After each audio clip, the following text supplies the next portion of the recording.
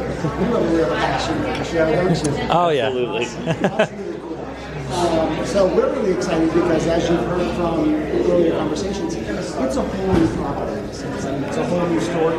We're not replicating anything that you've seen before. Yeah, we've got a few dinosaurs that you've seen before. We've got new dinosaurs, but these are all new costumes, with the exception of one, which I'm sure you guys can identify. Probably the most iconic costume from the movie is this uniform. So it was important to us to make sure that this felt like it's kind of the through line for people who are addicted to the show a little bit, to see that character, those characters through the history of the show. So we went out of our way actually to go to LA and look at the original costumes that they used and replicate that costume. So all the details were there, everything looks exactly the way it should. There are a bunch of people, I'm going to say right now, like you similarly, who love to act out in the ACU uniforms. Do you do? No, I know a lot of the guys that are from that was one thing I learned. I was surprised by. I'm like, there's a whole cult of people who are totally into this. And I thought, that's phenomenal. It also made it easy to buy. So these are all the sketches and costume designs for the other characters in the show. As you know, we have a female heroine named Dr. Kate Walker. This is her actual costume, the one that Madison will be wearing in the show, as well as Martin, who's the other scientist as well. Then we have two interns, two younger characters who are college age.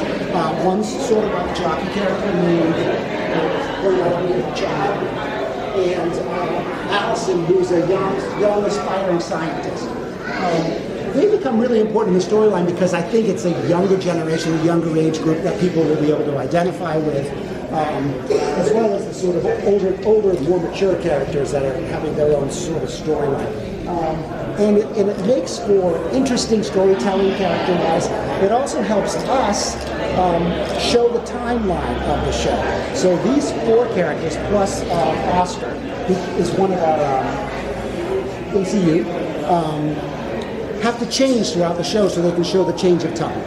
We start on the island. 6 months later, we're in New York City. So we have a change there, and then we leave New York City to go further south into the story. And so there's a series of four changes and major changes in the show. Within the final change of the show, because of all the action that sort of happens in the last third of the show, we see a lot of deterioration in the costumes because they're obviously in the woods fighting dinosaurs as well as soldiers, and all kinds of stuff is happening. I'm not going to give it all away because you probably already heard, or maybe they're not going to tell you everything. Spoilers. Look forward to. So. But this is an example of what our clothes look like. All identifiable and iconic, I think, but not anything you've ever seen before. And that was really important to NBC Universal, that we created our own characters, our own story, and that they felt like they were appropriate in the sort of historiography of this show. Does anybody have any questions about it? It looks like you took inspiration, certainly. It's not like you said, it's not a complete replication, but like I can see like a version of like Franklin from the last movie, right? Like over here, even Claire over here. Like I try to stay away from anybody who looked, but I can only control so much. Of course. I'm designing the clothes, but until it's cast, that's True. a whole other element that has to get I mean, for instance, Dr. Gorda, who's one of our evil characters, I drew him as a bald man. I don't even know if they've cast a bald man. I don't know that they'll make him a bald man, but that was a big assumption on my part. I did it on purpose because in my mind I thought, how perfect. Please cast that. And he's wearing a suit, It's like, does that change your interpretation of the outfit, or? It shouldn't. I mean, because he's really the only one who's suited like that anyways. But yeah, for me, it makes a stronger statement because of the bald head and the suit. And it takes it to a different level. Yeah. But I assume that the person who's been cast will act the baldness. Really selling it, Yeah, exactly. So that's the challenge. I can only create so much. When you design for the movies, you know the cast.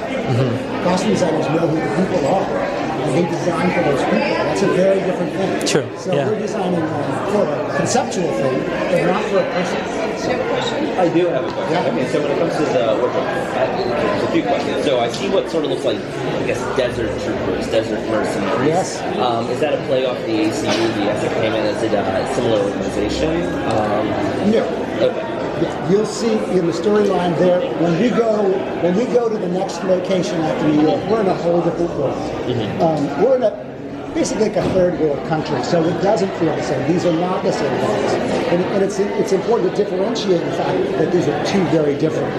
And okay, so Jurassic, knows known for some of its organizations like Islamic Global or InGen especially. Are we going to see? These are InGen. These are InGen. And are we going to see other new forms of like that? I guess logo and insignia popping up on clothing outside of the ACU, or are we going to see any? Or is it going to be all that kind of new stuff when it comes to This the is new all, wardrobe? it's all new stuff. I would Okay. say, don't you Well, agree? the ACU, sorry, the ACU are based off of The movie. the ACU and Jurassic World. And then the engine is a little bit of a play because this is an engine base that in Chile that the larger mass don't know about. Okay, yeah.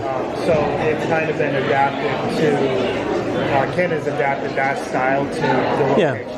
So are we going to see an engine insignia on them at all, or is it more just sort of like close? They're more like mercenaries. That's what it feels. They are not logo driven. Yeah, we want you to know we're InGen. No, they're doing exactly what they do. Yeah, really feels like the guys that came into the chopper, in Jurassic World, like that kind. They're like, This is the type of thing I wanted to see. Yeah. Like, this is where I wanted the movies to go, and when the movies didn't go there, I'm like, oh, come on, like, the park was open, there had to be facilities all around the world, there had to be all these other things. Here we go. So I'm like, this is what I wanted. Working when we were trying to find the location for the secret base, we worked with NBC to figure out, okay, where are the bases around the world? Okay. And originally we were going to Siberia, and we were going to have Arctic raptors and all of that, and then it's like, well, how do we get from Siberia back to Isla Nublar quickly? In the matter of Act 1 to Act 2, that is believable and plausible, and that's where, like, Atacama Desert, it's surreal, it's isolated, it almost looks like a moonscape, if you will, and nobody's there. So that, and it's very close proximity. We're doing, our pack raptors are inspired by, but they're not exactly yeah. So we have the raptor cams, which is going to be a live feed from the, there's actually cameras on mounted to each of the raptors in the head here, and that will be live streamed up to video monitors. So when our Reed and Mordok say release the raptors, and they walk around, I come up to you, you're there. I'm on the TV. Yeah. That's so awesome. It immerses the audience that much more into the space. Yeah. And into the show, right? That's very cool.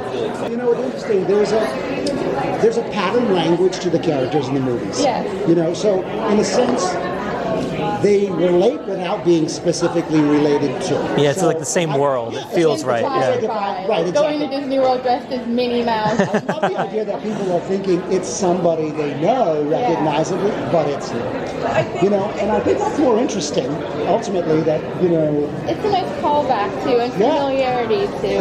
because I think people have this expectation that they're going to see those characters, and what we don't want to say is that's who this is. Well, and I think there's a certain language in codes in scientists, what you expect to see in the lab, what you expect to see out on a safari or an outdoor animal sort of thing. So I think there's an expectation of a certain type of book, but none of this is a direct riff off of anything in the movie. It's all unique and new for our show.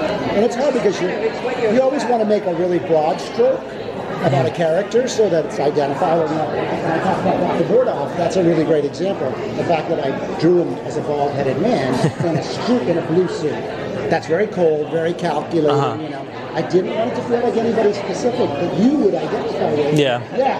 I wanted him to be iconic enough that you go, oh, yeah. Yeah. It's believable. It's one of those guys, So it's always that decision making that makes my job fun, ultimately, and then the performer, gets to take it the rest of the day. One of the ones I'm liking is the tourists. Yeah. I mean, come on, they look great. So you know what? And it's nice because they become, first of all, a little bit of a social commentary and comic. Because in this world of clothing, this is not funny.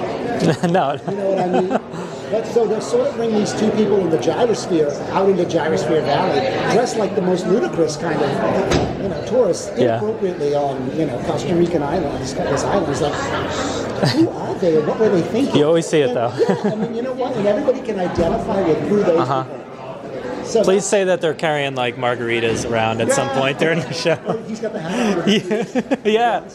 Yeah, we didn't go quite that deep. Julian's ready for us. Okay. Cool. Thanks.